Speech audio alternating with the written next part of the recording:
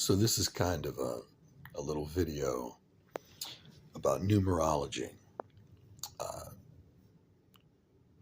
if you're familiar with numerology, then you'll kind of know what I'm talking about. If you're not, um,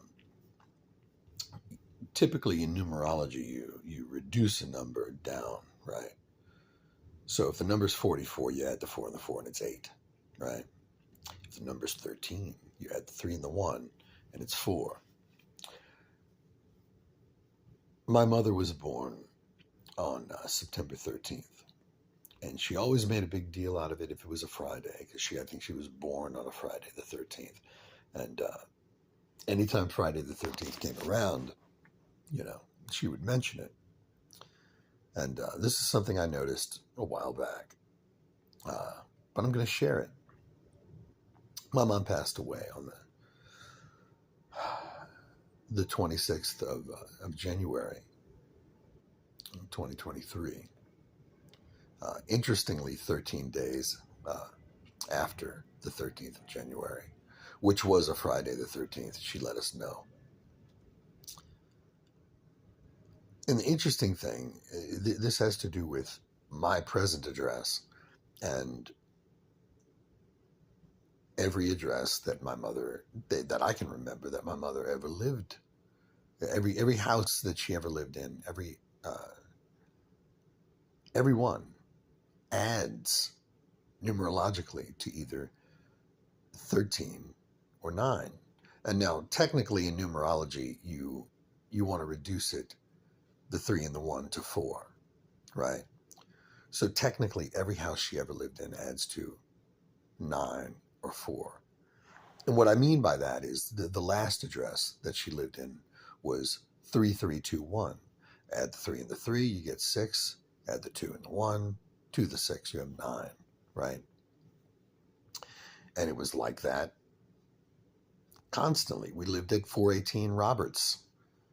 4 plus 1 plus 8 is 13.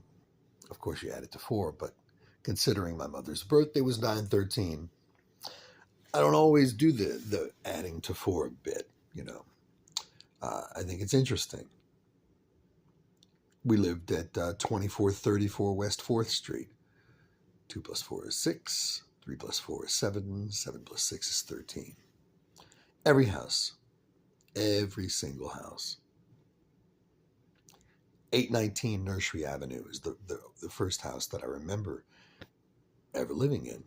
Again, 8 plus 1 is 9. 9 plus 9 is 18. And then you add the 8 and the 1 again. You have 9. So yeah, every house she ever lived in was either 9 or 13. And so I just moved out of her old house. I'd been living there since she passed. And I moved from a 4-bedroom house to a 2-bedroom apartment. And my address in this apartment is 1521. Do the math. It's 9. But the actual address for the apartment complex is 1147, which adds to 13. And I just think is it a coinky dink? Or is there something to the idea that numbers are involved in our lives? I mean, clearly numbers are involved in our lives, but I mean, in a deeper sense, I was thinking maybe my mom always, because she taught me about numerology early on. I thought, well, maybe she always wanted to live at either a 9 or a 13. But that can't be the case, because she used to let me and my brothers pick where we lived based on a tree we liked out front and wanted to climb. I say almost, I think every house that my mother ever lived in, except maybe the last one, she rented or bought because we said we like that tree and we want to climb it. I speak for myself, I would pick, when she would take us to look at, potential places to live, I always told her where I wanted to live based on a tree, always.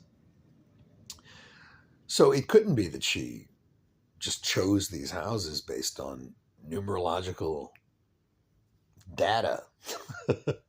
It had to be something else. And I just think it's interesting. And I think it's interesting that I now end up at, 1147, apartment 1521. Anyway, yeah. That's my video today. Do you do funny things in your head with numbers? Do you notice these things? Do you pay attention to these things in your life? If you do, uh, tell me the story in the comments. Let me know how you feel about the way numbers, I don't know, show up in your life, I guess. It's interesting.